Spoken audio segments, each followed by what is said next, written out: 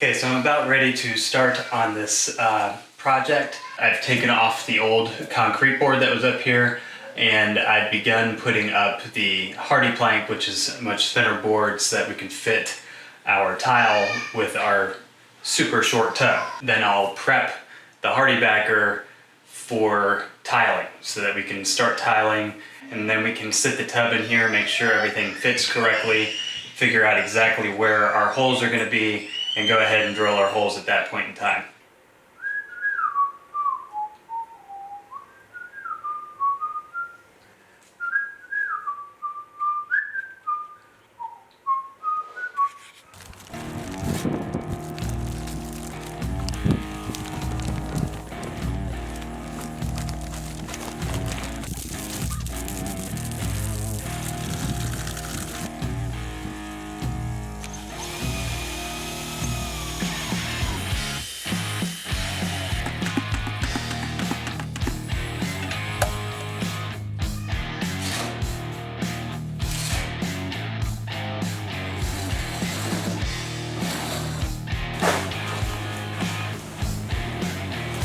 Should we do a sixth one? No, it's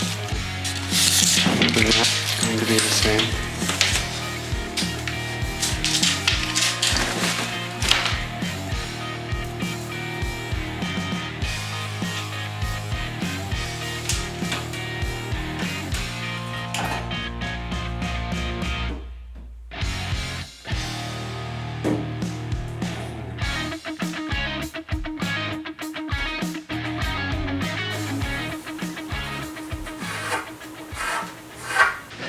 So this is something that I have not done before, but I kind of have to do it because I'm putting tile up in our bathroom. I have to put tile up on the walls, and what I'm concerned about is if I start at the bottom and work my way up, I'm going to have a bunch of half pieces of tile or partial pieces of tile up at the top, but I don't want that up at my top. So what I'm probably going to do is come down along the bottom here. I had thought about just taking a couple pieces of wood and stacking them, but I don't like that because the wood can move or it can bow, and it might not be in the exact spot that I want it to be. So I'm going to take, we have 4 feet, let's see, that'd be 4 tiles, so 1, 2, 3, 4/16 be 4 1/4 to the top. 4 feet 1 inch 3/4. My extra is 1.5 inches approximately. So I'm going to come down here at the bottom, come up 12, come up another 1.5 inches.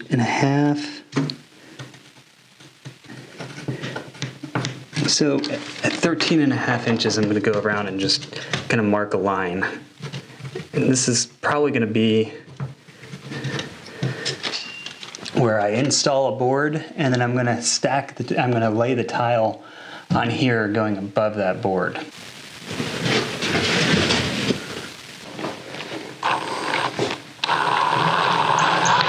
That's kind of my first board to go up. Now I'm going to use the level to get my lines coming out the sides, make sure that my 13-inch marks work out in those 2 locations.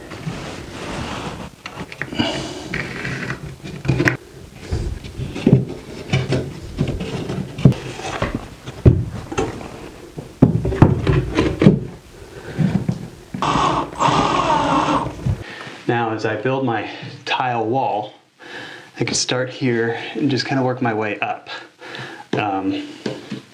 And that's going to make things a lot easier to make sure that when I get up to the top, I'm having a nice clean top line, which is where your eyes are going to see it. And if I have any weird stuff going on, it's down here at the bottom where people are going to be less likely to notice. I'm using a Total Flex Universal mortar to put these tiles on. Let's see, the mixing instructions are on the back here. 6 quarts of water to 40 pounds. I'm not going to mix all of this at once.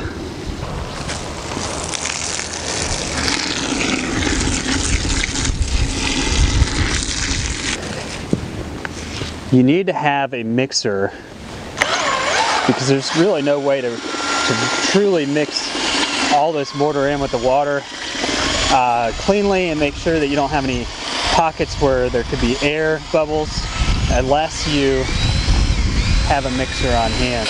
And I want to make sure that get all the dry spots mixed in.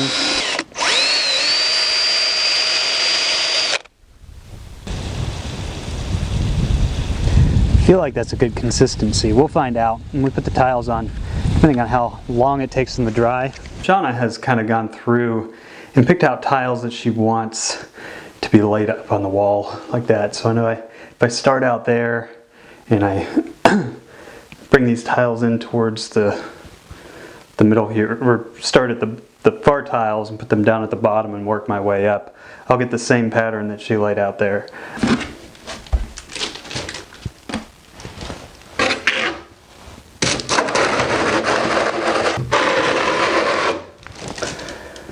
Okay.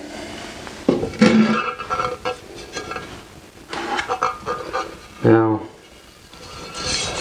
my center, which I wanted right there. I don't have enough time. But make sure you get in the nail holes real good. Okay.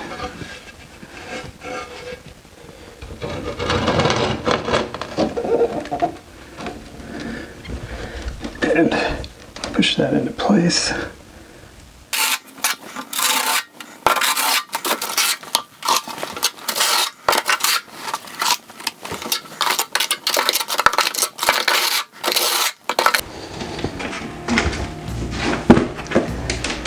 So far this seems a lot easier than I was expecting, but time will only tell if I'm doing this correctly.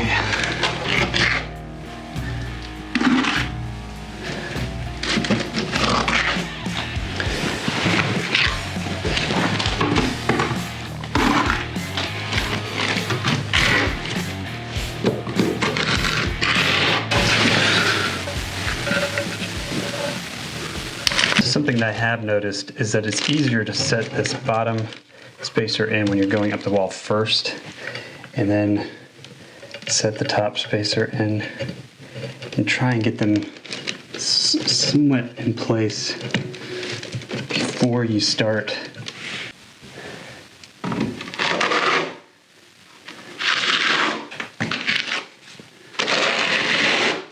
It's one of the keys to having consistent flat tile is to make sure that the ridges are all the same height.